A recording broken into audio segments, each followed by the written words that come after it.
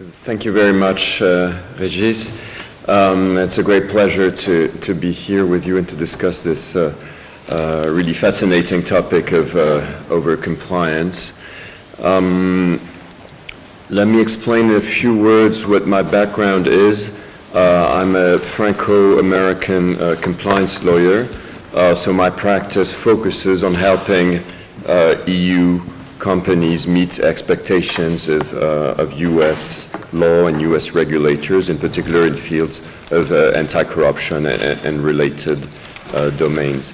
One word just on the monitor, the role of the monitor experience, because a big chunk of my experience is having been part of a team led by Laurent Cohen-Tanougy that acted as an independent monitor for Alcatel-Lucent and that settled with the DOJ on corruption charges, and then for another company. The monitor is not an agent of the U.S. government. The monitor is an independent expert who asks information from the company, who issues recommendations, but the company can disagree, either can refuse to share information or refuse to apply the recommendations. And in this case, it is the government, the regulators themselves, that settle the dispute between the monitor and the company. Just a few definitions maybe to start. What is compliance? Compliance is the fact of adhering to law and regulations. This is very easy. What is a compliance process or a compliance program? It's the design and operation of specific corporate policies, processes, tools, such as IT tools that Grégoire referred to earlier.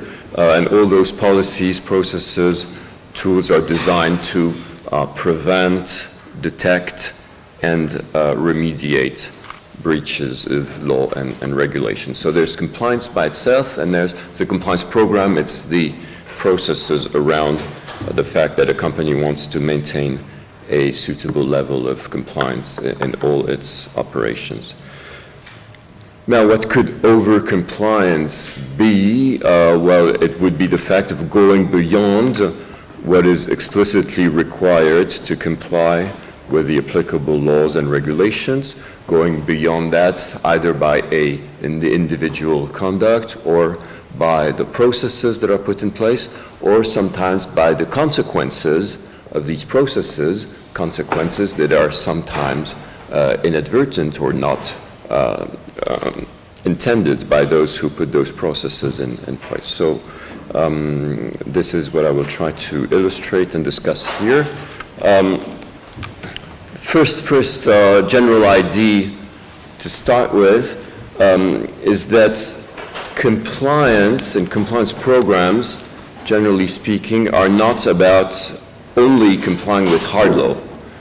Compliance programs are also about complying with soft law, complying with internal company values and commitments. So many compliance programs typically go beyond what is expressly required by hard law, because it is a choice of the company to go beyond, and there's nothing wrong with that. However, there's a difference here, I think, between integrity-related compliance programs on the one hand and economic sanctions or unilateral sanctions compliance program. When we talk about integrity-related compliance programs, such as, for example, anti-corruption compliance program, there's a large consensus, and in a way you can never do too much, or everybody or many people will agree that it's good to go beyond what the law requires, because it is both legally mandatory but also ethically sound. So good for you, as long as it makes sense business-wise, if you want to go beyond the law. In terms of economic sanctions, well, it's completely different, because those sanctions are motivated by the foreign policy objectives of one or several states, and there's not the same level of consensus, to say the least. So here, overcompliance can become more of a problem, more contentious, especially when it has such consequences as denying access to the banking system to broad sections of the world population and business entities. So overcompliance, I think, is not really a relevant concept or issue for integrity-related compliance program, but on the contrary, it's extremely relevant and interesting in the context of economic sanctions. Second general idea to start with is that economic sanctions compliance initially was more an issue for those companies that trade in military and other sensitive goods or in economic sectors directly affected by the sanctions on the one hand, and also for banks and other financial institutions. And now from my window, from my experience, I think that it's spilling a lot on every company that it has an export activity, because there's so much pressure on the banks, and the banks themselves exert so much pressure on their customers by asking, what is your compliance program in terms of economic sanctions? If you want us to support you financially, then we need to make sure that your compliance program is effective. So there's a kind of spillover effect here that nowadays makes everybody aware of that economic sanctions, and in particular U.S. economic sanctions. I would limit myself here to U.S. economic sanctions are an integral part, an essential part of any compliance program. Now, this having been said as a matter of introduction, let's discuss first the question of whether we could establish some kind of typologies of overcompliance. So I think a first element of categorization is distinguishing overcompliance with regard to primary sanctions and overcompliance with regard to secondary sanctions. As you know, primary sanctions are enforced primarily on so-called U.S. persons, whether secondary sanctions are about denying access to the U.S. market for anybody, so in particular non-U.S. persons. So what is overcompliance with regard to primary sanction? Well, it's all about the U.S. nexus, and overcompliance means taking a very conservative point of view, very risk-adverse point of view on whether there is or there is not a U.S. nexus in a specific transaction. Typical case is the foreign subsidiaries of U.S. global companies. In certain sanctions regimes, in particular those that are based on the IEEPA, foreign subsidiaries are not considered U.S. persons, even though their mother company is headquartered in the U.S. So on the paper, a U.S. global company could allow its foreign subsidiaries to transact, not in breach, but not respecting prohibition of primary sanctions. However, the risk is such that generally many global U.S. companies would involve their foreign subsidiaries in the prohibition. So this is a very common and type of overcompliance by taking the most extensive approach of what U.S. nexus might mean. The other instance of overcompliance with regard to primary sanction stems from the fact that in October 2007, the IEEPA, which is one of the main bases for primary sanctions, was amended. So this act was amended to include the notion of causing a U.S. person to violate the act. It shall be, quote, unlawful for a person to violate, attempt to violate, conspire to violate, or cause a violation of the act. So the reasoning, and this is the reasoning behind part of the BNP Paribas case and all the so-called transaction stripping cases where non-U.S. banks deleted the parts of the transaction information to hide the fact that they were transacting with countries under sanction. The reasoning behind that is that this non-U.S. bank, which is per se not a U.S. person, not subject to primary sanction, has caused a U.S. person, which is the U.S. corresponding bank, to violate the act.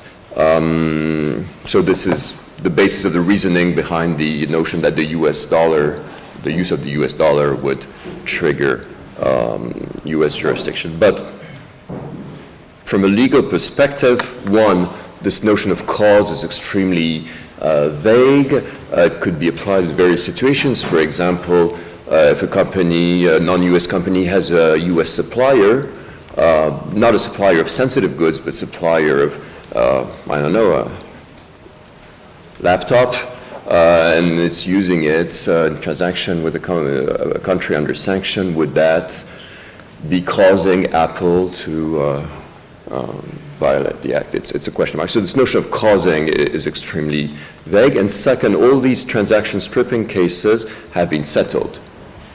So there's no court of law who said, yes, this is a legally convincing reasoning. It's just the banks having agreed. So if they agreed, they had reasons to agree, but it's not here 100% certain from a strictly legal perspective that this causation theory is not in a way part of this overcompliance phenomenon. It has not been tested in court. Overcompliance with regard to secondary sanction, I will be very brief. It has to do with the blocking statutes, the EU blocking statute from a European company perspective.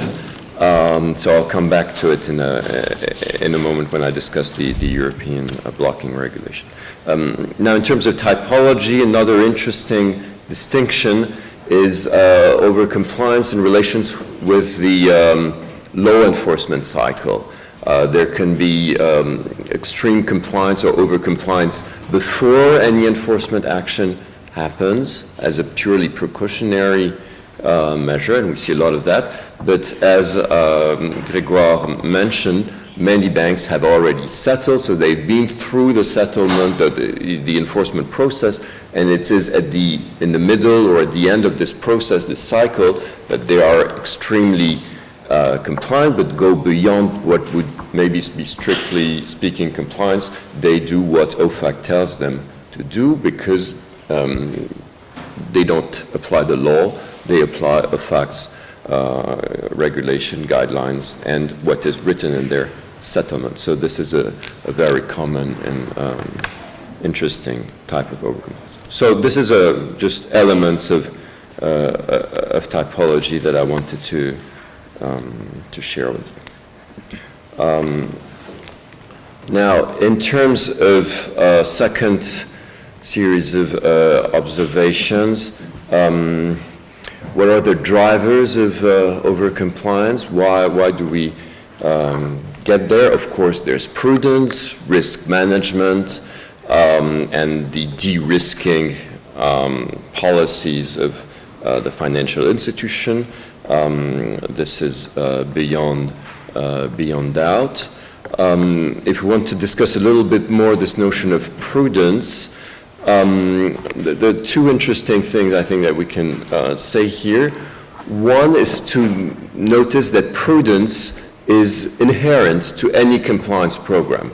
The notion of a compliance program is a precautionary measure or set of precautionary measure. If you think, for example, about the notion of red flags, a red flag doesn't mean that your customer or your third party or anybody has done something wrong, but that there are indications and that you must do something based on these indications. So in a way, there's no clear line between what is compliance program and what is over-compliance, because there's a certain degree of prudence that every compliance program will include. When it can be labeled as over-compliance is really when prudence would turn into something that would be more irrational fear or excessive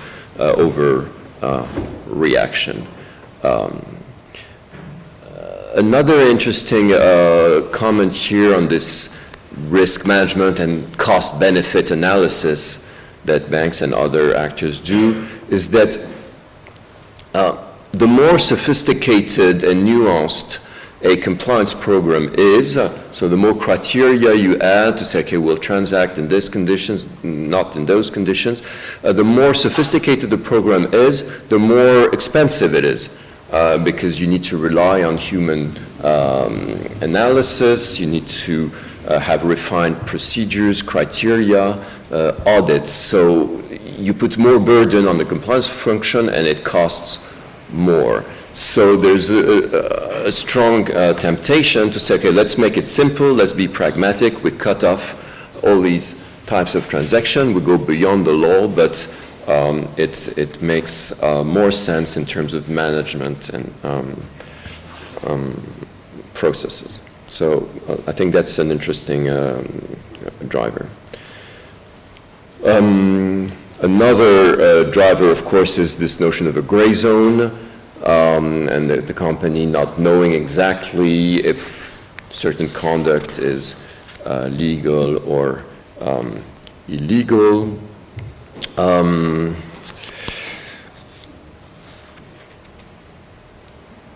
Is this gray zone really encouraged by OFAC? So is there manipulation or policy of the U.S. regulators to leave people in the dark?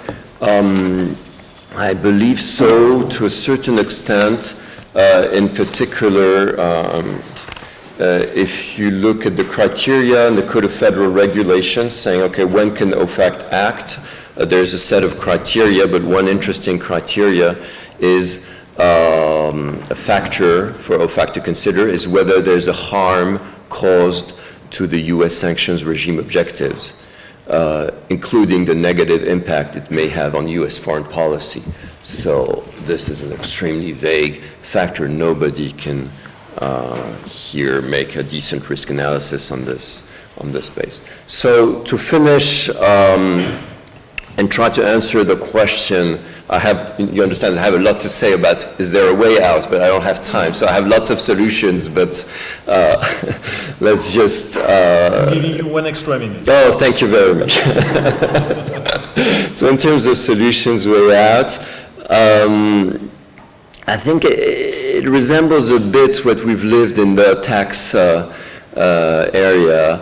It's about drawing a line, a clearer line between what is what I would call, by reference to tax sanctions optimization, which is being able to act within the loopholes and limits of the sanctions regulations, and on the contrary, sanctions violations, where there would be a fraudulent behavior and an intent to bypass the sanctions. So when you create an artificial scheme with the intent of not including any U.S. vendor, not including any U.S. dollars, so designing your transaction in order to circumvent U.S. jurisdiction, would that be considered as legal optimization or illegal violation? There's no easy answer, and the OFAC is leaving people a bit in the dark. But to conclude on that, maybe 2 elements. First, part of the response is in the courts, but it's a difficult battle. It's an uphill battle because U.S. courts recognize a very strong degree of discretion to U.S. administrative agencies, so there's a lot of deference to OFAC's judgment, so it will be difficult to get a clear guidance from the courts, but still it is a way. And another observation here is that if you send an email to OFAC, you can receive a response. And so if you compare it to the EU sanctions regime, who do you send an email to, and do you get a response? The answer is no. It will be difficult. So yes, there are gray areas. Yes, it's difficult to get answers, clear answers from OFAC, but it's not better from an EU sanctions perspective. Thank you very much.